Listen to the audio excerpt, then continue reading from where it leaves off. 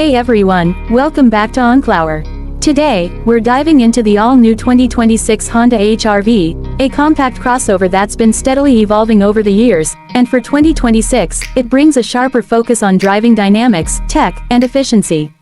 If you're considering a subcompact SUV with some real-world practicality and a little more flair than before, this one might be worth a closer look. Let's start with performance. Under the hood, the 2026 HR-V continues with the 2.0-liter inline-4 engine, the same one we saw in the previous generation, but it's been retuned slightly for smoother power delivery and better fuel economy. It makes around 160 horsepower and just under 140 pound-feet of torque.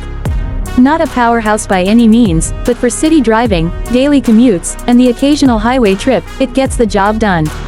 Honda's focus here isn't speed, it's about balance, and they've done a good job optimizing the HR-V for everyday drivability.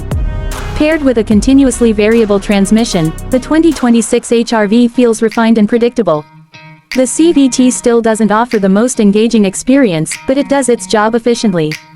There's no weird lag or rubber band effect that you get in older CVTs, and acceleration is relatively linear. From stop-and-go traffic to merging on the highway, the HR-V remains composed and responsive enough for most drivers. One area where the HR-V really improves is its handling. Thanks to updates to the suspension tuning and chassis rigidity, this little SUV feels more planted than before. It shares some of its platform characteristics with the Civic, and you can feel that when cornering. There's good feedback from the steering, it doesn't feel overly boosted, and body roll is well controlled. Whether you're cruising through city streets or navigating twisty backroads, the HR-V feels confident and easy to drive. All-wheel drive is still an option, and it's been slightly refined to improve traction in poor weather. It's not built for off-roading, but for rain, light snow, or dirt roads, the system adds peace of mind. Ride quality overall is smooth, even over broken pavement. Honda's done a good job isolating road imperfections without making the suspension feel too soft. In terms of efficiency, the HR-V delivers respectable numbers. You're looking at around 28 miles per gallon in the city and up to 34 on the highway, depending on the drivetrain. These aren't groundbreaking numbers, but considering the size, weight, and non-hybrid engine, it's quite efficient. Now let's talk briefly about the interior. Inside, the 2026 HR-V sticks to Honda's recent design language: clean, modern, and uncluttered. Materials are a mix of soft-touch plastics, cloth or synthetic leather, and well-placed trim accents. It's not a luxury cabin, but it doesn't feel cheap either.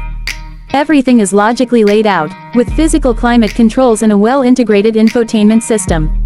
You get a standard 7-inch touchscreen on the base trim, but higher trims come with a larger 9-inch display that supports wireless Apple CarPlay and Android Auto. Response times are quick, and the interface is easy to use. The digital gauge cluster also adds a touch of modernity to the driving experience. Seating is comfortable, both front and rear. There's decent headroom and legroom even for taller passengers, which is impressive for this segment. The rear seats fold down easily to expand the already generous cargo space, making the HR-V a solid choice for small families, active lifestyles, or anyone who values utility in a compact footprint. To sum it up, the 2026 Honda HR-V doesn't try to be something it's not. It's not a sports car, it's not a luxury SUV, it's a well-rounded, efficient, and comfortable compact crossover that nails the basics. And adds just enough refinement to stay competitive in a crowded market. Thanks for watching OnClower. Don't forget to like, subscribe, and let us know what you think of the new HR-V in the comments. See you in the next video.